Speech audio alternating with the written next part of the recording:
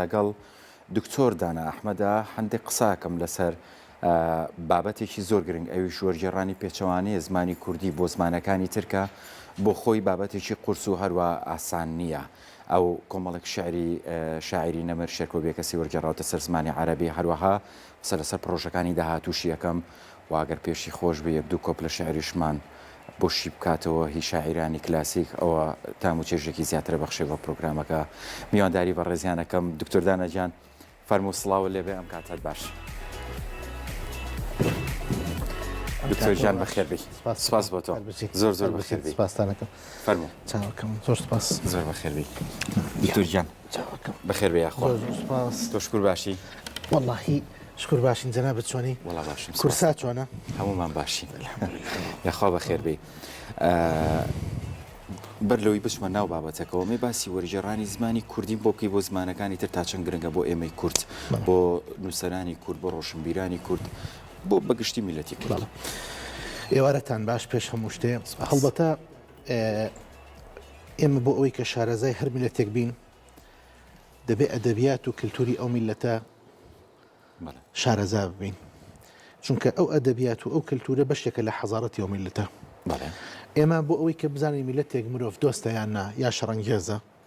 ئەبێ سەیری حەزارەتی بکەین ئەبێ سەیری ژیاری بکەین سەری پێکهاتەی بکەین سەیری دنیابینی ئەو میلەتە بکەین بزانین ئایا دنیابینیان چۆن بووە بۆ ژیان دۆستی بۆ خۆشەویستی بۆ عەشق بۆ سروشت بۆ پێکهاتەکانی سروشت. لەبەر ئەوە ئێمە یەکێک لەو گرفتانەی کە بە درێژایی مێژوو هەمان بووە بریتە لەوەی کە نەمانتوانیوە دەنگی خۆمان ڕوئیای فکری و ئایدیایی و ئەدەبی خۆمان کەلتوری خۆمان بگەینە وڵاتانی دەوروبەری خۆمان زمانەکانی دەوروبەری خۆمان کە نەشمان گەیانوە بێگومان مای زەرێکی زۆر گەورە بووە هەم لە خۆمان وەکو میلەتی کورد هەم لە کەم تێگەیشتن و کاڵفامی ئەوان بەرامبەر بە ئێمە یعنی کارێکی وامان نەکردووە بتوانین پردێکی پەیوەندی لە نێوان بیر و بۆچوونی خۆمان و ئەوانە بهێنینە گۆڕێ. لەبەر ئەوە زۆر گرنگە زۆر گرنگە کە ئێمە خۆمان بناسیێنین بە گەلان بە تایبەت نزیکترین میلەت بە ئێمە عەرەبە. وەرگێڕان چ ڕۆڵێکی هەیە لەم بینەیە؟ وەرگێڕان ئەو ڕوئیایە و ئەو دنیابینیی ئێمە و ئەو نێت سافی ئێمە و ئەو جوانەی کە لە ناو ئەدەبیات و شعری ئێمە هەیە و ئەو جوانەی کە لە ناو مێژوو ئێمە هەیە و ئەو مرۆڤ دۆستی میلەتی کورد بە درێژایی مێژوو ئەو ڕۆڵەی کە زانایانی کورد گێڕاویانە بۆ خزمەتکردنی زمانی عەرەبی و کەلتوری عەرەبی لانی کەم ئەمانەیان ئەدەینەوە بەڕۆ لانی کەم پێیان ئەڵێن کە ئێمەش مرۆڤ دۆستین لانی کەم پێیان ئەڵێن کە نێتمان سافە لەگەڵتان لانی کەم کارێکی واکەین متمانەیەکی کەلتوری دروستکەین کە هەتا ئەم دقیقەیە بە شێوەیەکی زۆر بەربڵاو نییە یا ئەتوانم بڵێم کەمە و ئێمە ئەتوانین لە ڕێی ئەم وەرگێڕانەوە هەموو ئەم لایەنە جوانانەی هەموو ئەم لایەنە پرشنگدارانەی کورد بگەڕینە میلەتی عەرەب. ئەبێ وەرگێڕان بۆ چێ بکەین بۆ زمانەکانی تر وەکو دەستنیشانکردن پێویستە هی من با بڵێن کتێب نووسین چاپکراوی چێ وەربگەڕێ. بەڵێ گرنگە ئەم پرسیارە زۆر گرنگە ئێمە لە اختیارکردنی لە هەڵبژاردننی ئەو دەقانەیە بتوانین موفق بین. ئێمە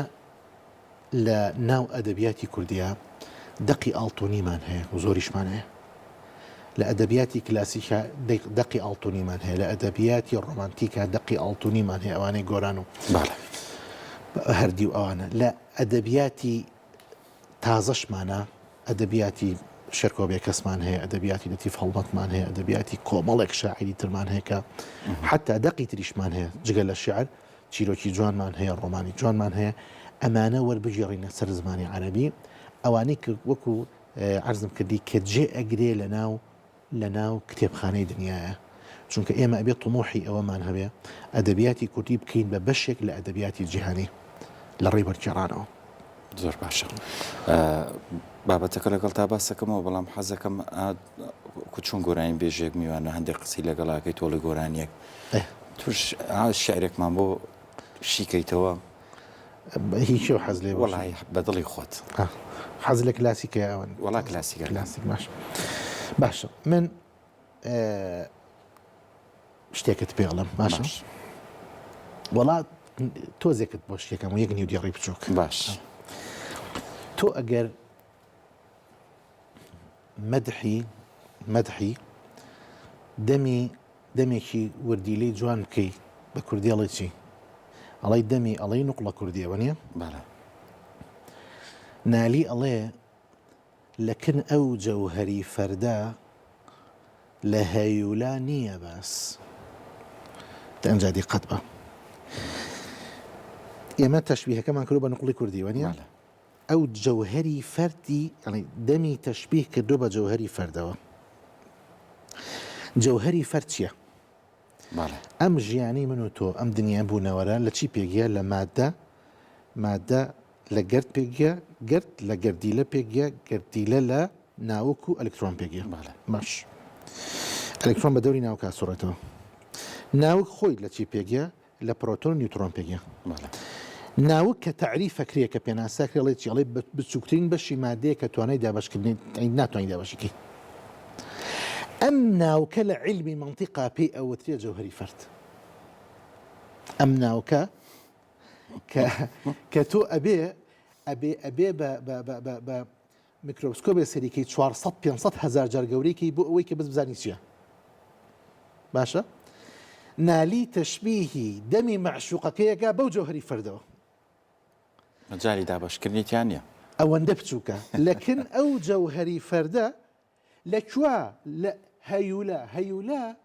علمی ئیلاهیاتە یعنی شتێک نییە باز نەکرێت لەو عیلمەیە باشە ئەڵێ چەند بەناو ئەو عیلمەشە هاتوو چۆ ئەەکەم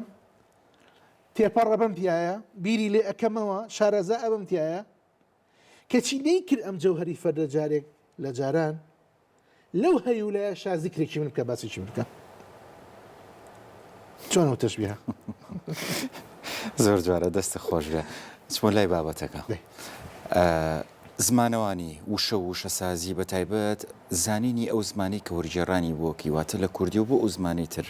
بۆ نمونە بەڕێستا عەرەبی تا چەند گرنگە لە زمانەکە تەواو شارەزابی لە بابەتی ئەدەبیاتی لە بابەتی قسەی گشتی خەڵکی ئەمانە تا چەند ڕنگانەوەی هەیە لە وەرجێڕانە بۆ تۆ سێ ئاستی هەیە ئاستی یەکەم ئەو زمانە لەسەر چ بنەمایەک دامەزراوە یعنی سەرەتاکانی ئەو زمانە بۆ منە ئێماڵی زمانی کوردی سەر بە خێزانی زمانە ئێرانەکانە هەردووکیشمان بەیەکەوە لە زمانە ئارێکانی ئەمە من زۆر گوێمرێ بە بەداخەوە بە غەڵەت ئەم قسەیەکری ئەڵێ زمانی کوردی بە شتێکە لە زمانی فارسی شتیوانیە کاک ئێمە و زمانی فارسی دوو زمانین سەر بە خێزانی زمانە ئێرانەکانی زمانە ئێرانەکان باشە ئەمە بنچینە و بنەما و دروستبوونی جیاوازە لە بنچینە و بنەما و دروستبوونی زمانێکی سامی وەکو عەرەبی ئەوان زمانی سامین ئێمە خاڵی یەکەم کەواتە بێ بزانی ئەم زمانت سەر بە چ خێزانێکە خاڵی یەکەمی بنەماکانی دروستبوونی چییە ئاستی دووهەم بریتە لەو ئیدیۆمانەی کە لە ناو زمانەکە هەیە ئیدیۆمەکان باشە مەسەلا بۆ نمونە مەسەن کاکە من کورد ئەڵێ لە زمانی شەرق ئەمە زۆر دووبارە بێتەوە ئەم قسەی پێ دەڵێم ئیدیۆم زۆر بەکارهێنێ مەسەلا بۆ نمونە ئەڵێ تۆ ئەڵێ کڵاوی نایە سەری بە کوردی یعنی چی ئەنی گاڵتەی پێکردوانە فێڵی کرد باش هەڵی خەڵەتان باشە تۆ ئەمە گەر بکەی بە عەرەبی بعربي جملة زانية بشي أبي وضع قبعة على رأسه يعني شبقيه كده سري جاوش معناه شيء ايش معناه يعني كابلاك فعلا واتي تو كلاي هيرو تسري برامبركو هيج معناه شيء أبي معنى كي ترجمة كي بوزمانه أبي بلي سخير منه زاني سخير منه معناي كي أو إيديومي أو ديريكا ما خالد هذا الشيء كنو بو إيديومك كي إنشا ورجر بال معناكي ولا قدي خال جا هندي جار برامبر معناها بله يعني إيديومي مثلا كرد الله قايل محموي بزوانيا مثلا كرد الله عليه بون عليه بوشي لقال تومو خسو تو جلبه عرب الله إياك أعني فاسمعي يا جارة توم ما بسته فلانكس بلام دراوستك تو جواب بقرا معنيه اما دو بنده برانبر يكتب بزو بوكو خسوه چکه بوكو خسو لناو ميجو املتها زون رقلك وانا ما روايه والله وزعما روايه جاي ما جاري ايش كان هذه لازماني عربيات درو دراوسي بدراوسي شويه بمشي يعني جاري برانبري شي هي زوريش من هلو استي سهم اويا زماني نوسيني او ملته چونه طبعا باب زاني مروف كائني شي زيندوانيا بله چۆن مرۆڤ ئەمرێ و ئەژی ینی چۆن لە دایکە بێ و ئەمرێ بەو شێوەش زمان وایە زمان ڕۆژانە ساڵانە وشەی تازەی لێ دێتە پێشێ وشەی کۆنی تیا ئەمرێ بەڵێ زمانی کوردی زۆر شتمان هەبووێنە ئەم شاری سلێمانیە لە ساڵی بیستەکانەوە هیچ ئیملای ئێستا ئەو کاتە چەندی فەرقە بەڵام خەڵک کە دانیشتووە قسێک کردو 20 جاری وتووە غایەتی حروي تو غايتي فلان كزواب وغايتي فلان شدواب يكون ما وشته صالي نووي يقلا لدواء انتفاضك مصطلح يواز ترى هذي ارات بو بيشو بله باشا قلاب سرات بو بيشو ونيا بله كواني شي مان استم مصطلح ترى مثلا موبايلات تبيشو انواع شو زانم اما فيرجن واما شي ها وشي تازه تبيشو لبر او زمان يجوكو وكو مروف كائن شي زندوق وراكاري بس لسر هر سياستك الانسان به شارزان زور باشا بور شيركو تهال بجارد شيركو يشيك لو شاعراني تاك شاعر لناو مجري ادبي كرديه كالروجانه دقيقه بوا اما يك دو شيركو جوانترين وێنەی شعری هۆ نیوەتەوە سێ هەموو ئەو ڕستانەی شێرکۆ کە کردوونی بە شعر هەمووی خاوەنی ینی کلێشی بکەیتەوە جوانشی بکەیتەوە خاوەنی تەکتیکێکی شعری سەیرن یعنی شێرکۆ بە پلان شعری نووسیوە بە پیلان نا بە پلان بله پیلان ئیمەکیدە بە پلان شعری خۆتەی شعری هەبووە شێرکۆ من واي أبينم كابون نمونا من أم ديواني ورم جراد سر زماني عربي سرود بردينا كان يعني أناشيد حجرية لم شعري شركويا برد قصاكا بلام يك جور بردنيا شان جور برد شون لا يخوما أنواع برد نازم بردي شين هي وبردي شي هي وبردي أو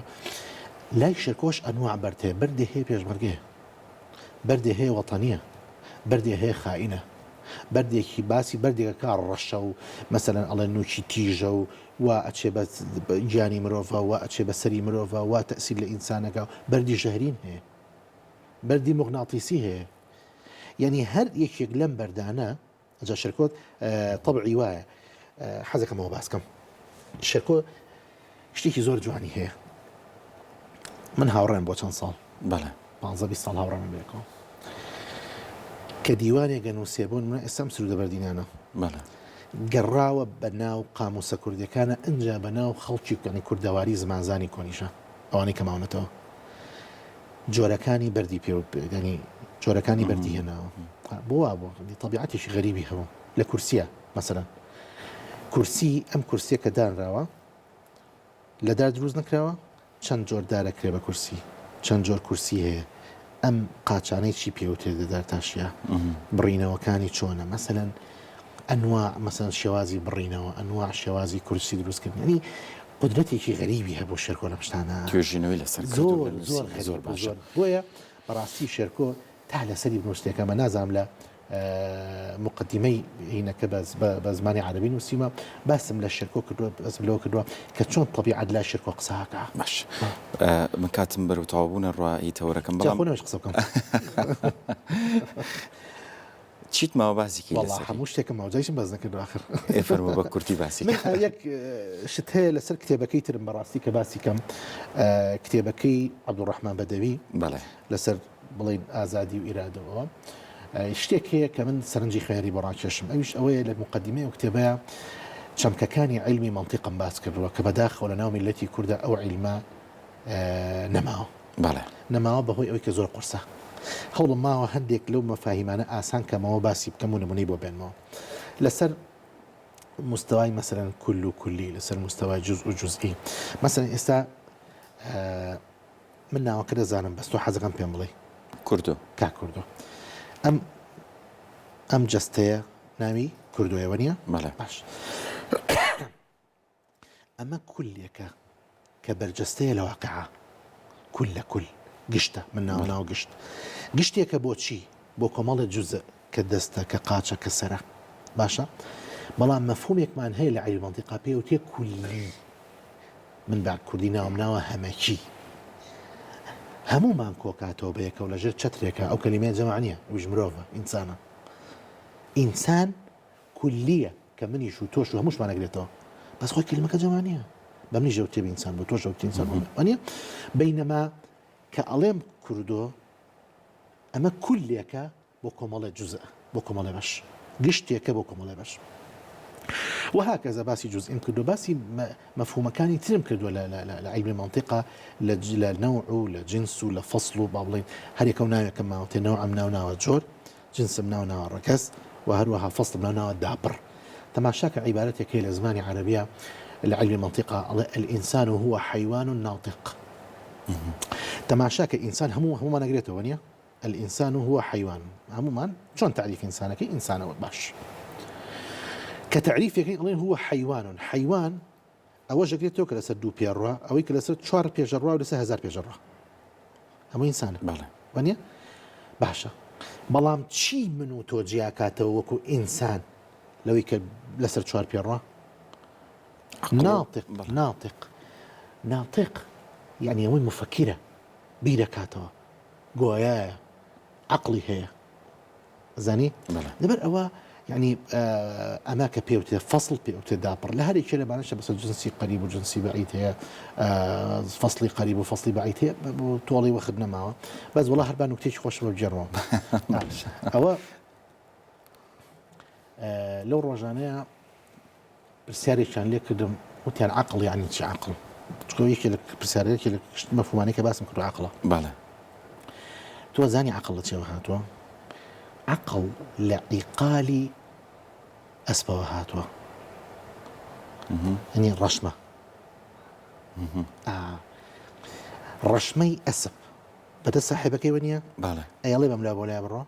أيالي اللي يون به أيالي سركي شبكة عقلي شوية الرشمية يعني إنسان قريته الانحراف أما طبعا عقلي شاكا عقلي خرافي أما دو تماشاك عرب جن الله المرأة عقيلة الرجل يعني آفرت رشمي بياو أجريته ولا خرابة عكس كشي راسنا الرجل عقيل المرأة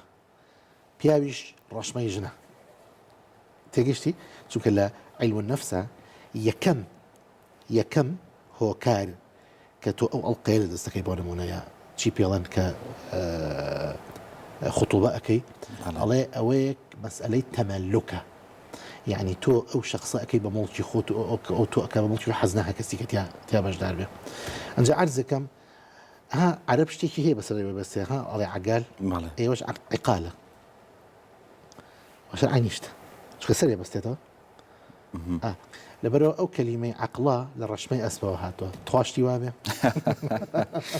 ما مصيان هر سلامت بنو بلا مصاباسي جبناك نو دقمان ما أو بخشيان بتو سباسي أنا كمو سباسي جنابي اشتكمو جاوا همتي توبو ياي أوامو ولا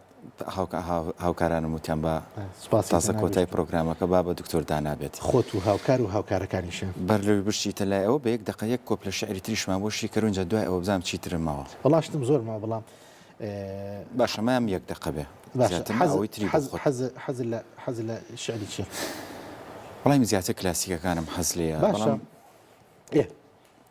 ئیترتیایەتی زۆر قورسەوە نیە زۆر شتەی لێ تێناگەێت ئەرێ گوڵ بێ شەرابی لعلی گوڵ ڕەنگت لە گوڵ ئەرێ دڵ بێ شەرابی لعلی گوڵ ڕەنگت لە گوڵ چی بکە کە جیلوەی گوڵ لە گوڵ شەندانە بێ بولبول لە چڵ چی بکە کە هەڵگیرسا لە نووری بادە شەمعی حوسنی جانانە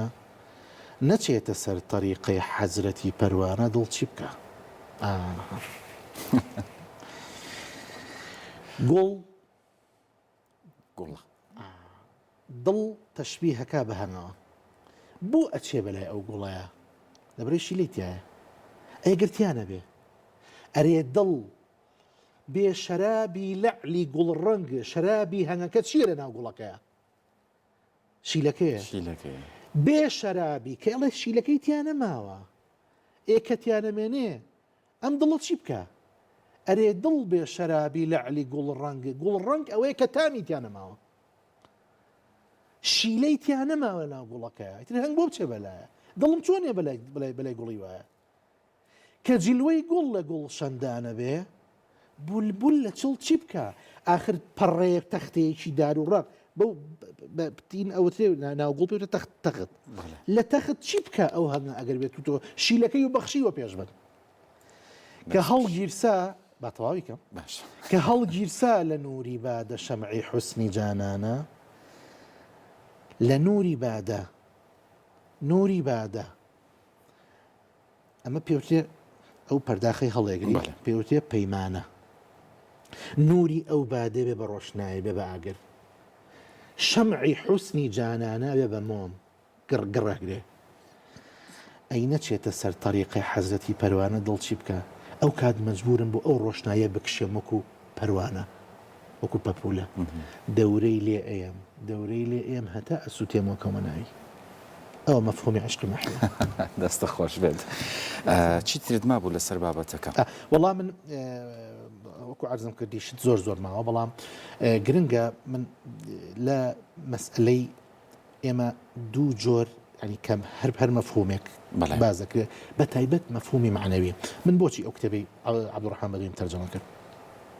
لەبەرەوەی کە هەمومان تێبگەین لە یەک شت کە ئەوترێ هەندێک چەمکی معنەوی مەسەن ئازادی تۆ بە هەر کەسێک بڵێ تەفسیرێکت بۆکە بەس تەفسیرەکان غەڵەتە ناگال لێبێ هەموو ئەنی تەفسیری علمی هەیە تەفسیری ئینسانیش هەیە یعنی تەفسیرێکی من بۆ خودی خۆمە توانم ئازادی ناو بنێم ئازادی ئەوەیە کە من بە ئارەزوی خۆم دانیشم لە بەرنامەیەکی ئاوایە لە ماڵەوە لە بەردەم باوکو دێکمە بەوە دانیشم مەسەرەن پێش چێ بکەم چۆن ئوسلوبم چۆن بێ لە ناو شوێنێکی گشتە ئەمە ناوی ناوانێم ئازادی معنە علم غەڵەتە ئازادی وەکو چەمکێکی واتایی زۆر مشکلەی دەستبردن بۆ چەمکی واتایی زۆر مشکلەیە ئازادی وەکو چەمکێکی واتایی پێناسەی زانستی هەیە ئەزانی ئیرادە وەکو چەمکێکی واتایی پێویستی بە پێناسەی زانستی هەیە ئیرادە ورە ئەوە نییە کە تۆ خۆت ینی ئەو پڕکێشیەت تا بێ بۆ نمونە فیشێکی بنێ بەسەری خۆت و خۆت کوژی زەرێ لە خۆت بی زەرێ لە دەور و بەرەکەت بی بڵێ ها زاتم هەیە پڕکێشیم تایە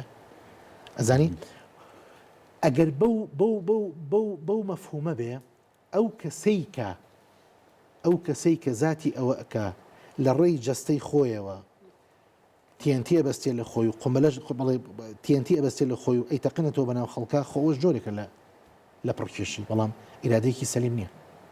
بۆیە هەموو ناوێکی واتە جیاوازێکە ئەمەیە کاکە هەموو چەمکێکی مادی یەک معنە هەڵەگرێ هەموو چەمکێکی مادی یەک معنە هەڵەگرێ هەموو چەمکێکی واتایی دوو معنە هەڵەگرێ چاک و خراپ زۆر باشە لەبەر ئەوە بۆیە من بەڕاستی لەگەڵ ئەوەیان کە ئێوە ژۆکوانی ڕاگەیاندن گرنگی بەمە بدەن دائیما مجتەمع بەرن بەرەو ئەو پێناسە زانستیەی کە دەکرێ بۆ هەر چەمکێکی واتایی جا بۆ ئیرادەیە بۆ ئازادیە بۆ یاسایە بۆ باشی ئەمانە چ کاریگەرییانی لەسەر بابەتی وەرگێڕان ئەمانە کاریگەریان ئەوەیە کە ئێمە ئەمانەوێ ئێمە لەو قۆناغاین کە ئێمە کۆمەڵگە وردە بخینەوە سەر ڕاستەڕی خۆی